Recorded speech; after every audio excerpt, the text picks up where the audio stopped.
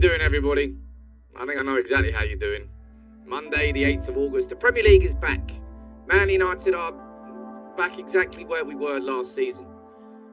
After a really promising pre-season tour, lots of optimism around the club, Of course, there's still so much to sort. We knew that already. We weren't expecting miracles against Brighton, but we were not expecting that against Brighton. Or maybe some of you were. Good morning to you. Good morning to everybody in the comments. We're here again. The therapy room is open on the first Monday of the season. And it was I wouldn't say it was a reality check, that game against Brighton. I think all of us United fans, we knew the reality that we were in. I just don't think we expected it to the levels we saw there. I'm going to try and run through the game with you in the comments. But everything that's happened since the game has almost dwarfed what happened during the game. Marko Arnautovic, and now Adrian Rabiot. What is going on at my football club? I mean, I know exactly what's going on at my football club. We keep hearing about signing the right players. You're telling me that Arnautovic and Rabiot are the right players? You're telling me that's part of some sort of long-term strategy? No. We are seeing panic stations. After that game against Brighton, it shouldn't have taken that game against Brighton for panic stations to be hit, because we all knew that we needed a lot more before that first game, but it's just made it all that much more apparent. I'll try and give you as many shout outs as I can in the comments. Sean, I can see you there joining the family. Welcome aboard. Not exactly the best day to join in, but I hope that we can talk about it in the comments. Try not to just shout at me. I won't answer those. Anthony, of course, I mean, I know you're right there. City yesterday, and in the same day on the same weekend, that Nunez scores in his debut for Liverpool. Same weekend that Haaland scores 2 for City. We go out and we try and sign Marko Arnautovic. Now, in terms of that game, right? If you want to, in the comments, free, you can do what you want. I'm not gonna hyper-criticise Erik Ten Hag's decisions this early on. Do I think he made mistakes in that game? Yes, I did. I don't think Eriksen should have been opted as the false 9. I think that should have been Bruno Fernandes, and Eriksen should have played deeper. Lo and behold, Manchester United's control of the game improved when he did drop deeper, when we didn't have Fred and McTominay there. I mean, who could possibly have predicted that? But we went into this season without a fit number 9. Anthony Martial injured. Cristiano Ronaldo not fit to play, not fit to start the game. And the shape, everything that we had in terms of the shape of the pre-season was gone. Because we didn't have a fit striker. We didn't know what we were doing. Play was really cumbersome. We're so slow out from the back. Every time Maguire or Martinez really had the ball, they were walking forward, looking for an option, because lo and behold, Fred and McTominay, they hide from the ball. They have done, they will always do, and until we sign the midfielders that we need, that will never change at Manchester United. So it wasn't a huge, that's what I mean. I don't think yesterday was a massive reality check per se, because I think we all knew the reality going into the season. It's just that we had a lot of optimism in the pre-season, and I think the optimism was fair. We saw some changes. We saw a clear difference in attitude, a clear difference in approach. People knew what they were doing. And all that work just sort of unravelled spectacularly in that first game. But I can't really focus on the football because of what's happened since. With the Arnautovic and now the Rabiot story this morning come from David Ornstein. I'm going to run through all of that and we're going to have a discussion. Red Smurf, you sent a super chat, buddy. Let me read this out for you. There is a positive that can come out of this. We all know how competent Ten Hag is as a coach, that everything that went wrong is wrong. He will see it and not ignore it, as previous incompetent managers have done in the past. Yes, I mean, I agree on that, but just the thing I didn't understand the most about that game was the utter lack of intensity that's been so apparent in this team for so many goddamn years.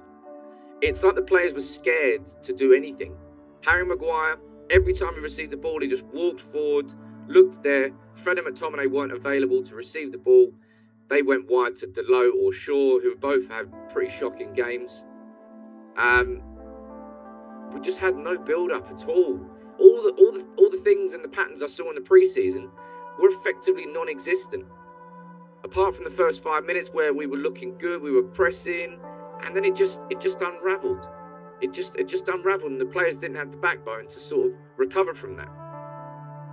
And again, as I say, if you want to come in here this morning and you want to really hyper-criticise Erik Ten Hag for decisions that happened inside that game, you can do what you want. I'm not going to be doing that anywhere near at this point, because right now, Ten Hag is being set up to fail. Now you can say, Sam, he's the one that's been forcing this De Jong issue. And yeah, we didn't realise what we were... I don't think Erik Ten Hag realised what Barcelona would be prepared to do. I don't think Manchester United realised what Barcelona would be prepared to do. And we've been caught in the middle. And when all of that has come out, of course, everybody, what we've heard, and Erik Ten Hag has kept reiterating it, he's kept saying, we're only going to sign the right players. Right?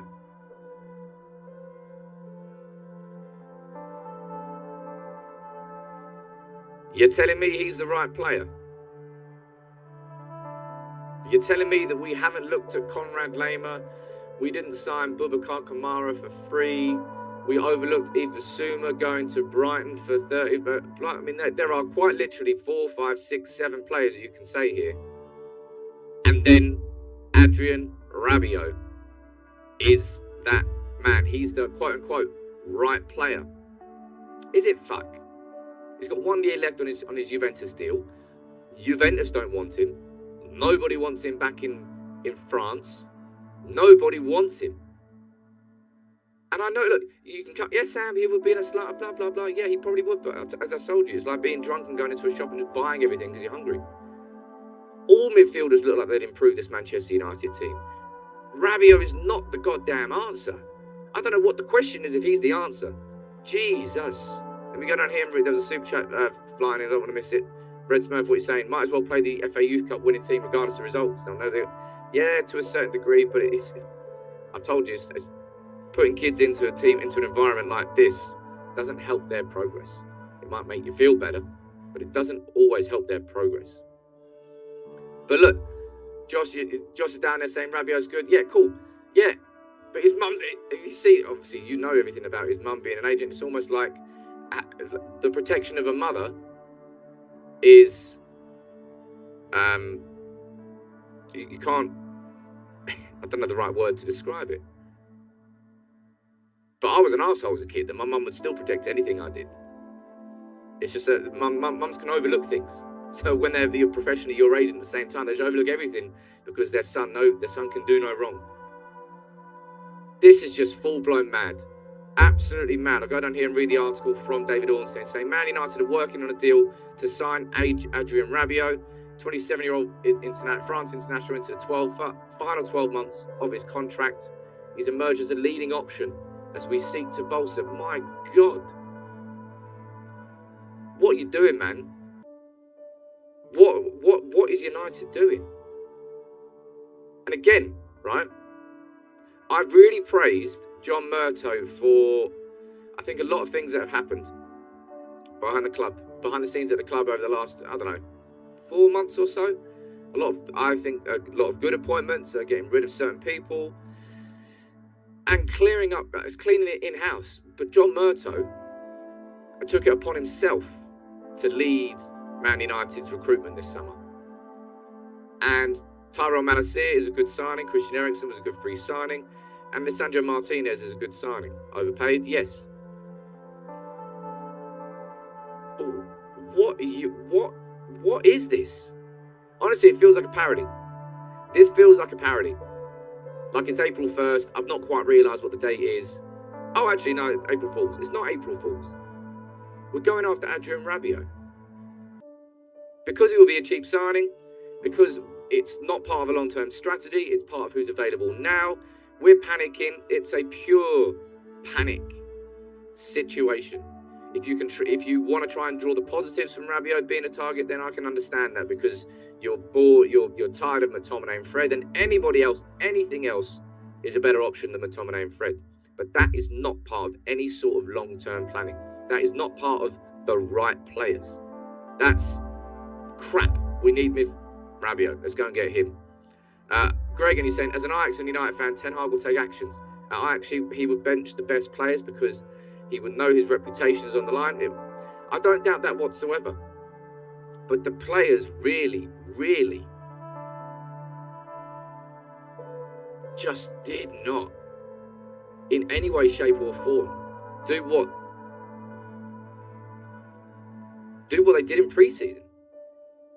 They just crumbled. They didn't fancy it. There was no risk taking, no showing for the ball, 2 yards. But it's everything that was there last season was there in that game against Brighton at Old Trafford in the first match, and it was spectacularly bad. It really, really was. What are you saying down there, Red Smurf? You're saying sick of United taking in stray dogs and cats instead of buying pedigree players. It's so draining watching this unfold season after season, and the toxic board are a protected species. The toxic board, indeed, who were there at the game yesterday, protest before the game. Lo and behold, Abraham Glazer turns up. I think that's Ed Glazer as well, alongside him. John Murto there, Richard Arnold. I don't know who else is there. But the Glazers were at the game.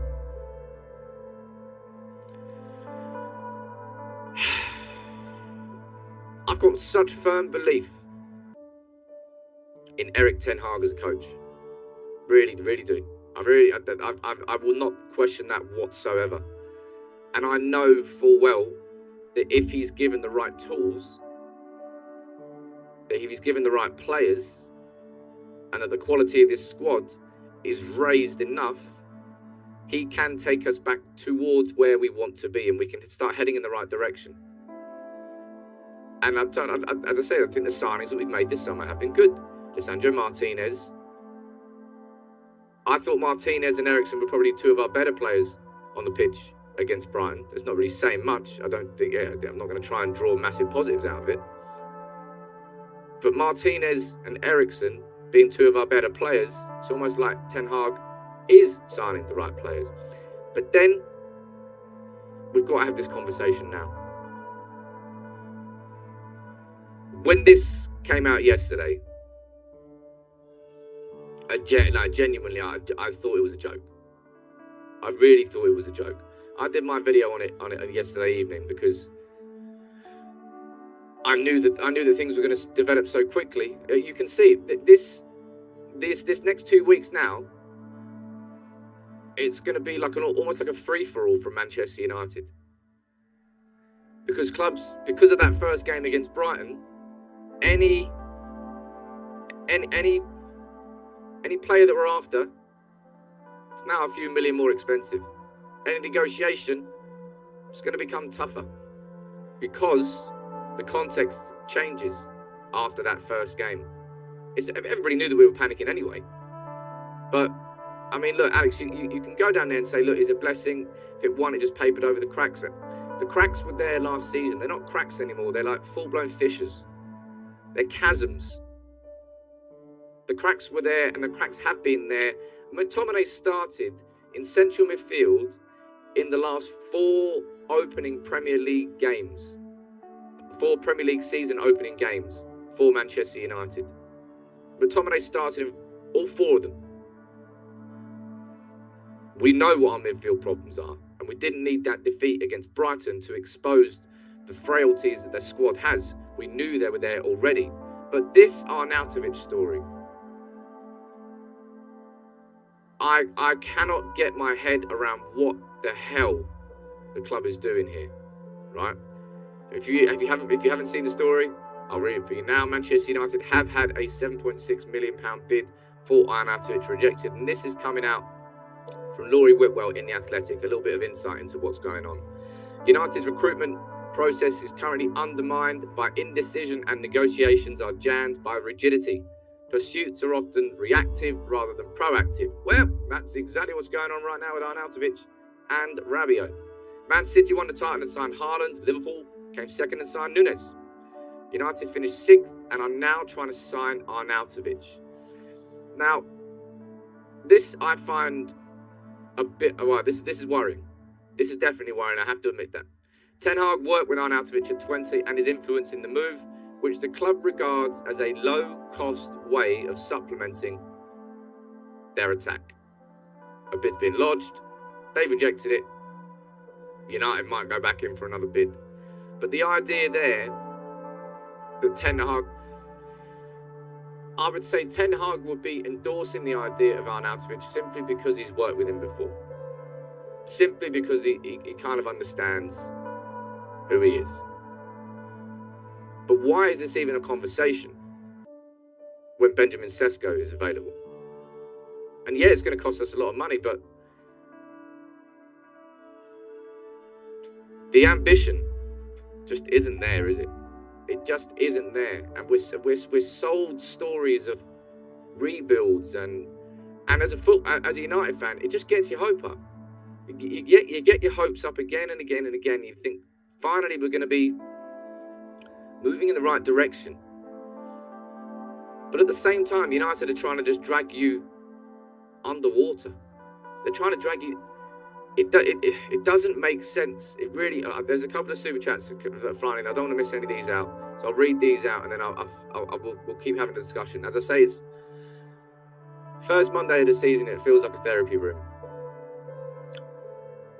United haven't changed at all, have they? I hope they did. Dean, you're saying, I think the Glazers and Ferguson gang have taken the decision out of Ten Hag's hands. These players are not his choice for sure. I mean, you can try and put Fergie in that if you want to, but that's a very strange thing to do. There's no way that Arnautovic and Rabiot are part of any sort of long-term strategy. That would have been a name that came to Erik Ten Hag, say, look, what do you think about Arnautovic? And he's like, well, I don't know, I've worked with him before. And he's like, right, okay, yeah, that's fine by me. If I'm going to have nothing or Arnautovic, I'd rather have Arnautovic. There's still so much to discuss here this morning. There really, really is. Prato, you're saying, not sure, but I heard Salzburg won't let Sesko leave this season.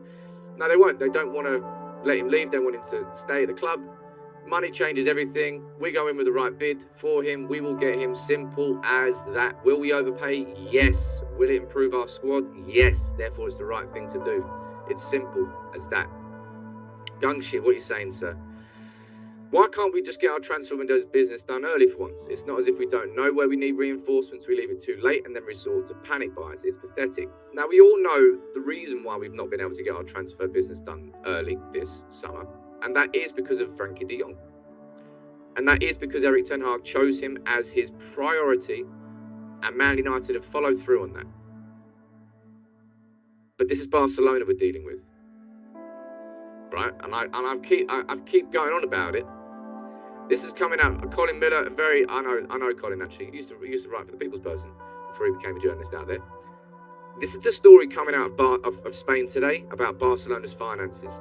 Spanish radio claimed Barcelona jointly set up a holdings company to which it paid 150 million euros of its own money to buy its own assets, to make it seem to La Liga that those asset sales were worth 150 million more than they were. Barca must now pay 37. Barcelona are criminals. Barcelona are just... They got the most twisted accountants ever. And because we're trying to sign a player off them, a player who they owe 17 million in wages to, that's why we're stuck in this situation this summer. I don't think Ten Hag could have predicted that Barcelona would stoop to the levels they've stooped to. I don't think Manchester United could have predicted that Barcelona would stoop to the levels they've stooped to. I don't think anybody could have. It's surprising everybody. Let's be completely honest in that sense.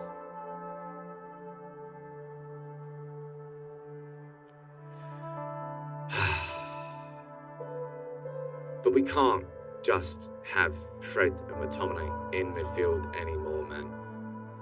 I've tried... Honestly, like, negativity is not the currency in the language that I thrive in, right? It's not. It's not my style. I'm bored of United being a joke. And as I said, that's the one thing I have confidence in this season, is United not being a joke anymore, not being a joke of a football club. And they're going to put in that performance against Brighton. We just need better quality. We need that quality, otherwise Ten Hag will not be able to succeed. That was against Brighton on the first day. They said we play Liverpool in a couple of weeks. Jesus. I'm not looking forward to that. Great. To be honest, on Rabiot, if Ten Hag can get him to knuckle down, he's a decent player. Macro and Sesko. Who's Macro? I don't know who you mean there. Marko, maybe. No, I don't really care what you say about Rabiot. I don't really care what you say about Arnautovic. They're not part of any sort of long-term strategy at the club. It's pure panic stations. Jibak, not sure how the story of the board not backing Ten Hag is coming up. Everything we've seen and practically screams we're blindly backing. No, what you're seeing, Jibak, is Manchester United without a recruitment department listening to Erik Ten Hag because we do not have a recruitment department. John Murtough took it upon himself to create this environment. And whether or not it succeeded, his success as a football director depended pretty much on Manchester United's ability in this transfer window. This summer transfer window was where we were going to find out whether Murtough could really follow through on everything that he had sort of promised and to bring this real sustained change. But instead, it's all happened again. It's all happened again. This De Jong situation, I think, would have got on top of even the best transfer negotiators, right? We walked into... Oh, it's crazy. It's crazy what we walked into, but we walked into it. And the whole time, all along, we keep hearing, it's only going to be the right players. It's only going to be the right players. It's only going to be the right players. And then the next day, we're trying to sign Adrien Rabiot from Juventus. That doesn't match up. That does not match up whatsoever. He's not part of any long-term strategy or plan. He's a pure panic buy. And that's because the transfers have not been worked out properly at all. Red Smurf, what are you saying, sir? This would be all sorted if United's board just paid the deferred wages and asking price. Who cares about the cost? Just pay it and get Ten Hag what he needs. What we need as a fan base, what United... I know you're... Dude, Red Smurf, you're so completely right. United aren't doing it. Now, lots of you are down here in the comments telling me to go and look at what Samuel Luckhurst is saying. What's he just saying? Shit the bed. Let me bring this up.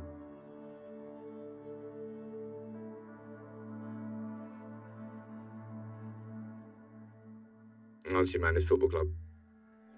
Samuel Luckhurst there saying that Man United have agreed a fee in principle with Juve for Adrien Rabiot, but there's already a stumbling block. Oh my God, it's almost.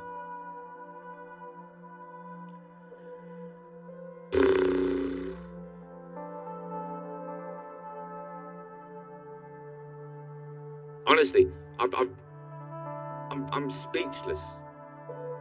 I'm speechless. Even if you could probably argue about Rabiot being a decent player, right? You can have that argument if you really, really, really wanted to. But it's not that. Again, this is timing. This... Steve. It's a joke, isn't it? It's because nobody wants him. Juve want rid of him. And nobody wants him. Honestly, you know, I said it in my video yesterday about this Arnautovic story when it came out, right? Let me pause. Is it that one? Yeah. When this came out yesterday, and I was like, yeah, United somehow keeps surprising me. Somehow.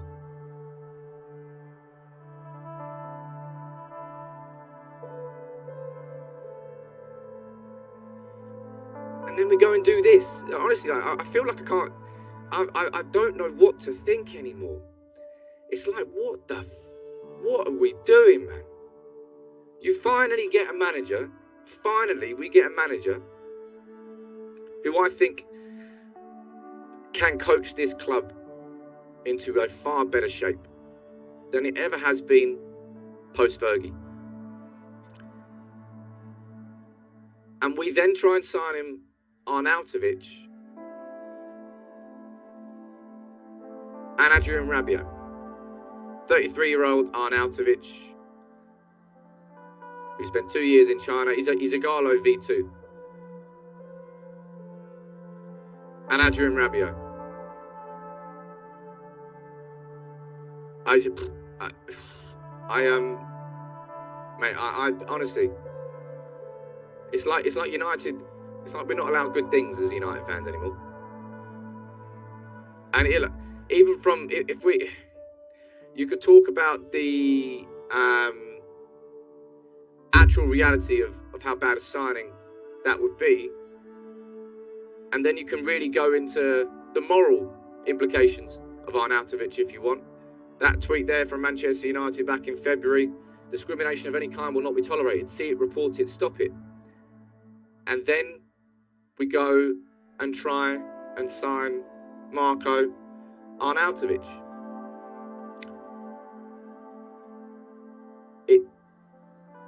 Honestly, what Manchester United are doing at the moment, this is staggering. Honestly, I genuinely feel a bit speechless. I really feel a bit speechless in the way that Manchester United are going about this. And it's not just about going and spunking 100 million on 5 players and spending the most money, and that's not work for United. It's about signing the right players. Again, the right players. And fucking Arnautovic is not the right player. Rabiot is not the right player. And we know that Benjamin Sesko is going to be available this summer if we pay the right price. But instead, we're negotiating to try and sign a 33-year-old who Ten Hag has worked with before.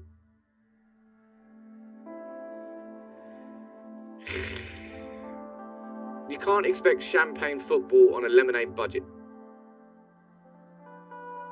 And look, City won the league last year and they went and signed Haaland. And Liverpool, they finished second, they went and signed Nunez. And they didn't really need, well, City of course needed a striker to replace Aguero, but we then go after Arnautovic. It's like levels. That is such a mid-table move. Effectively, we are a bit of a mid-table club. Steve, he's down there saying, look, I think Sesko is intent for staying another season, maybe for the progression of his career. It might suit him better to do that. It may well be. But if the right price comes in, Salzburg will sell. They will sell, simple as that. And Sesko will come to Manchester United. And honestly, there lots of you in the comments down, I can still see it. Lots of you are saying, just play the kids. Do you have any idea about the pressure boiler situation that is Manchester United at the moment? And you really want to... Because I guarantee Zidane Iqbal or Charlie Savage or Charlie McNeil go in there and they underperform slightly. What the headline's going to be? And the pressure flip reverses. And all of a sudden we're shouting at kids. That's not the way to bring them through. Samuel Luckhurst here is saying that Manchester United have agreed a fee in principle for Rabiot, but what the goddamn, man? What the god, that doesn't make any sense. That doesn't even make any sense. Ty, what are you saying? Morning, Sam. Rabiot's desperation signing. Erik Ten Hag saw McTominay and Fred yesterday and decided to get him in. Then again, he's clear of McFred. Christ, I would probably be clear of those two. I mean, I still stand by the facts. I always stand by the fact that Fred, I think, he was correctly in the right shape of a midfield. I think Fred can do a job for Manchester United across the course of this season. I think I'm done on McTominay though. Go over here to. I mean, I honestly have no idea what my video is going to be at lunchtime today now, because there's so many different things that I want to speak about. I don't know how you cover them all. I really don't. Mark, I think you're right here. I think the idea that bringing Malacia, I can't remember who the 3 subs were at the end, Garnacho, Malacia, I think Elanga, bringing them on the 90th minute, how's that going to change the game? That was poor. But again, I'm not going to be focusing here on any specifics, any specific decisions that happened from Erik Ten Hag. I think that's kind of ignoring the fact. It's not ignoring the fact that it's not where our focus and our energy should be at the moment. We know where our foot. As I say, Paul Scholes, Roy Keane absolutely slating.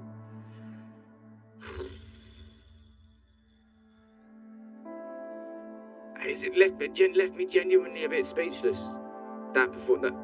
It's not just that performance yesterday. As I said at the start of the season, as I said yesterday morning, I said, look, there's going to be bumps this season. We know that. But we can head in the right direction. But for me, it's that reaction that's happened after the game which has left me staggered. Absolutely staggered. Arnautovic and Rabiot. That's pure old school Spurs. That's what that, you know, when Liverpool where they were signing like Christian Poulsen and Voren. Oh my God, that's what it is. It's I mean, that's just no. It's not about having faith. It's not. And Gary Neville, of course, Gary Neville's right when he says this. It's been that case for a long time. Because our ambition as fans is being eroded by the ambition of the Glazers to not get us back to that top table. They don't care enough. The Glazers, Abraham Glazer was there yesterday to try and sort of, I think there's Abraham Glazer there and I think there's Ed Glazer alongside him. They were there to sort of try and placate the anti-Glazer protest that happened. Didn't exactly work, did it? Go up here. Kevin, what are you saying, sir? Sam, I find it difficult to play on the board in this one since Ten Hag seems intent to die on this De Jong hill. I've explained that clearly, and I will continue to explain it. I know exactly why he's been going after De Jong, and we see it every time we played this season. You can see exactly where De Jong was slot in there and transform the whole shape of that build-up and midfield. Get him the man, and our football will significantly improve. But as Colin Miller said, Barcelona are acting dirty this summer, and United have been caught up and swept up in the tsunami of it. And it's only going to get worse. I don't know how they're going to... Apparently they can register players. I don't know if they can register players. It's a joke. But nobody expected this De Jong situation to be as spectacular as it has been. And I don't mean that in a positive way. Dave watching from Utah saying, won't matter what forwards we have, we've got to get the mids we have now, won't get them the ball. It's true, David. It's completely true. And I know you're right. And that's why we need Frankie de Jong. Bob, you said, I don't know what to say about these transfer targets. There's no plan at all. This is no plan, man. That's the thing that's frustrating me the most here.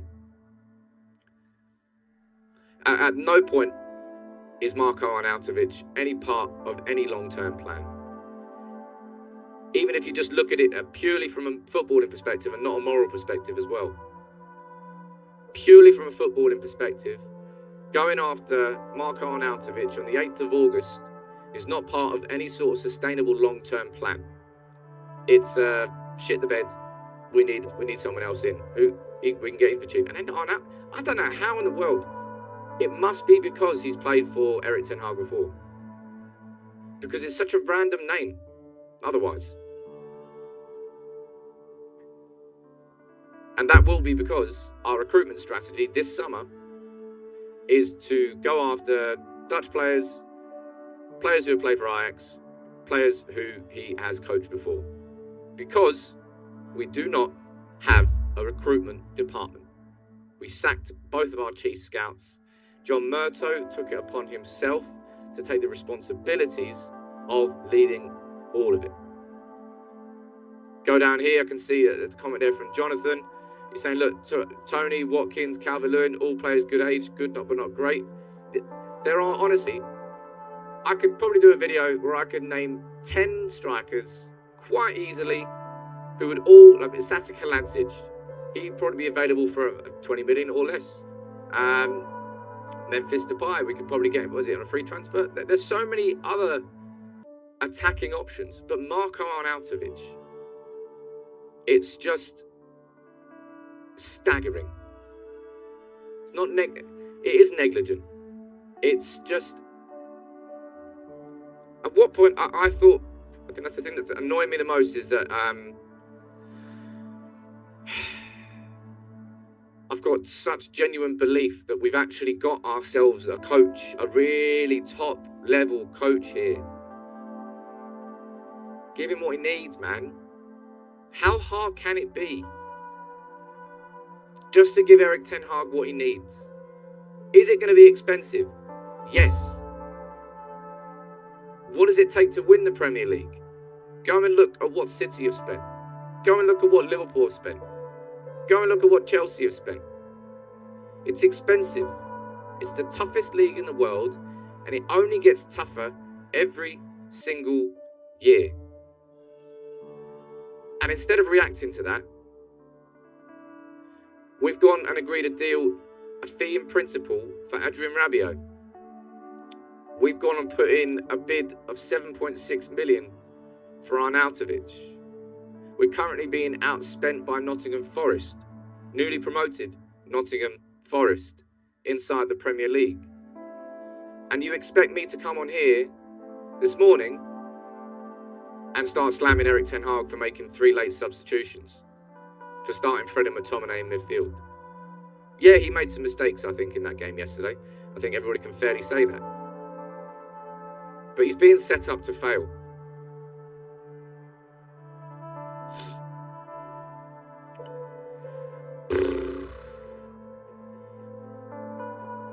Honestly, I really feel a bit speechless. I really feel a bit speechless at the reaction to that defeat yesterday.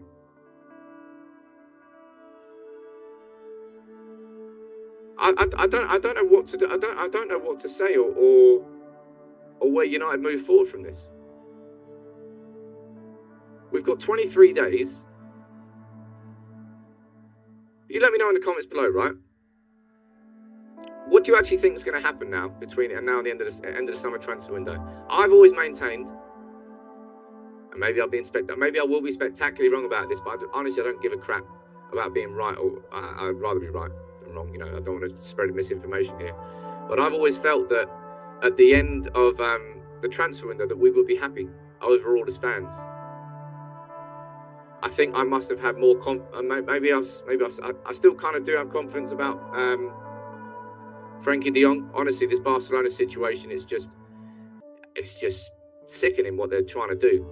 Really, it's not good for football at all. But maybe I'm going to be wrong. Maybe at the end of the transfer window, we're all going to be as unhappy as we are now. And it's not being greedy. As I say, it's not being greedy at all. It's just relative. You've got to take everything in context. In the context of this summer, we went into it with a squad that was only capable of getting 6th, and that was at a stretch. And it was a summer where Liverpool and City and Arsenal and Spurs and Chelsea have all strengthened more than us, and they were already above us. Ten Hag just needs more. We need more. Fred and McTominay can't be starting in midfield together for Manchester United. I still personally stand by the fact that I think Fred can. I'd be fine if McTominay didn't play for Manchester United again, not starting in midfield. Cool. If you really want, we'll keep Scott McTominay in there as a squad player, certain situations and occasions, and maybe Scott McTominay can come in and do a job. Simply put, we cannot be starting him in midfield if we've got any chance of getting to where we want to get to. Hey, look, Ralph. Jeez, man, I had to defend Ralph. The football was utterly abysmal under Ralph Rangnick. But he was the man who wanted to help rebuild our club. And the man who had experience of doing it. And we decided to bin him off completely. And maybe that was partly, I know that was partly due to the fact that Erik Ten Hag felt that he wanted a bit more control himself.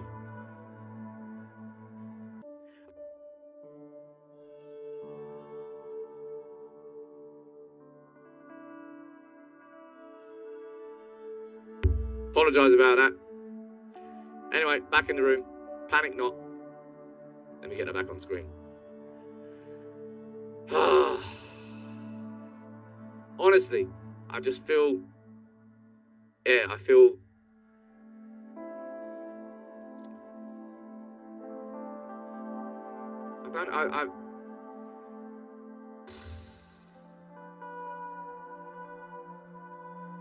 Again, Sam, I know you're not wrong here. That's not long-term planning. Anybody is basically better than McTominay. Really, at this moment in time, you can name 30 to 40 midfielders. Probably who'll be better than in there. No, I've got a trackpad and I accidentally swiped off and it went off the screen. Jonathan, I know you're right. You know you're right. Everybody knows you're right. It's the owners, simple as that. Structure's all wrong, recruitment's a shambles. How many managers do you want to go through that before you can see the problem? It's why we've been backing it for so long. And actually, it's not a case of responding to the defeat. It's not. This isn't a reaction to that defeat. It's a reaction to the reaction to that defeat. Arnautovic, you're kidding me. Rabiot, are you kidding me? I'm lost for words. I'm really at Santino down there. It sums up the level up. That's where we are. We are pure mid-table. That's pure mid-table ambition. That is the ambition of remaining sixth. Signing Rabiot probably would improve our midfield options. But we've just got rid of a French midfielder who had somewhat of an attitude issue with an agent that we didn't particularly get along with. And now we're going to sign another one.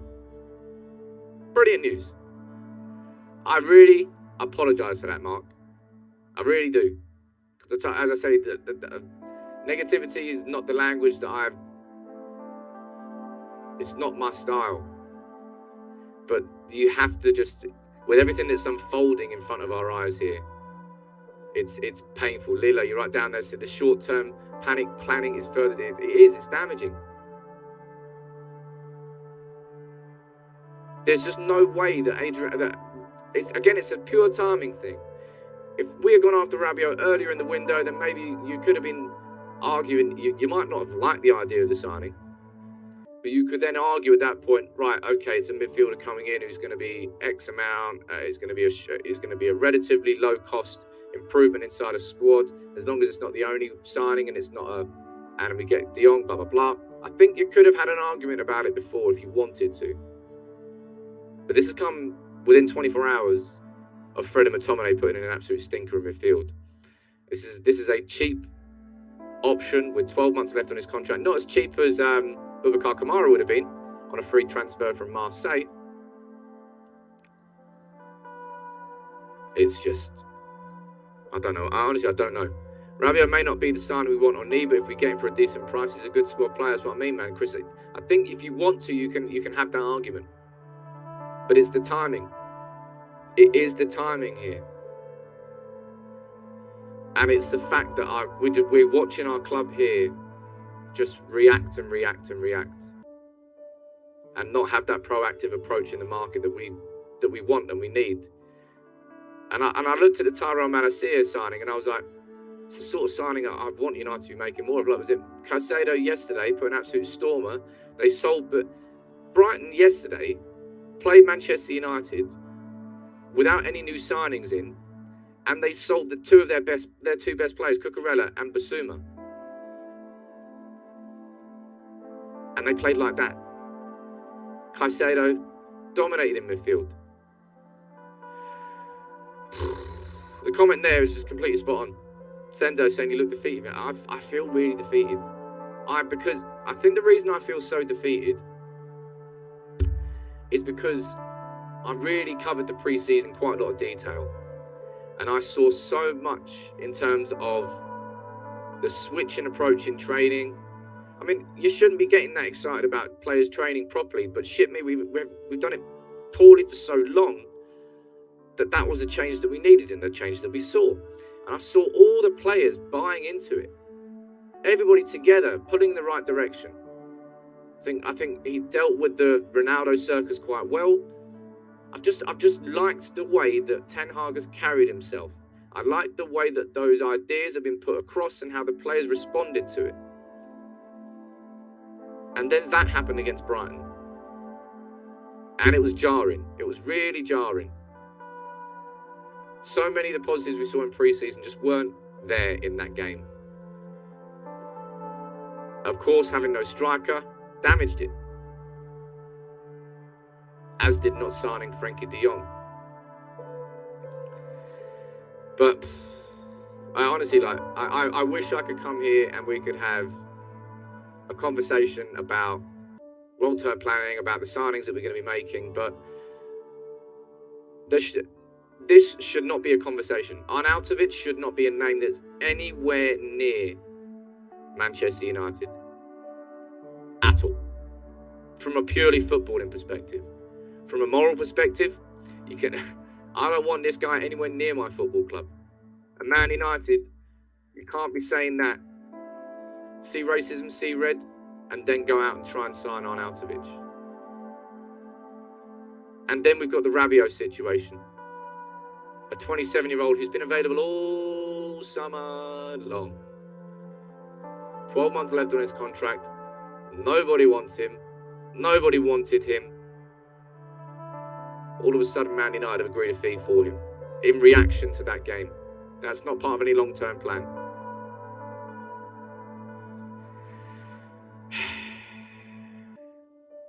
Honestly, people there's going to be lots of people that are talking about the qualities of Rabiot. Yeah, cool, right, yeah, but it's not that. You're ignoring the fact here that this is not part of a plan. This is a reaction. And we keep hearing, and we've heard Erik Ten Hag reiterate time and time again, I'll only sign the right players. Rabiot and Arnautovic are not part of that conversation. Look, I think I'm going to wrap this one up for today. Yeah, I just am. Genuinely, that's the most speechless I think I've ever been. I think when it was last season and we had the therapy room open here, there was a lot of anger. There's a lot of anger, but this is the start of something that I genuinely feel can be so good for our club in Erik Ten Hag. And that's the first game, and this is a reaction to it. It's I don't know. It's kind of knocked me for six a little bit. I think my ambitions as a fan certainly are way in excess of what the ambitions of our club are when you've got these guys at the very, very top of it. Look, I'm going to wrap this one up for today. I'll get my video out at lunchtime. I don't know what I'm going to focus on because there really are so many talking points, but I hope this conversation's helped in any way, shape or form. I think it's probably helped, but football, eh?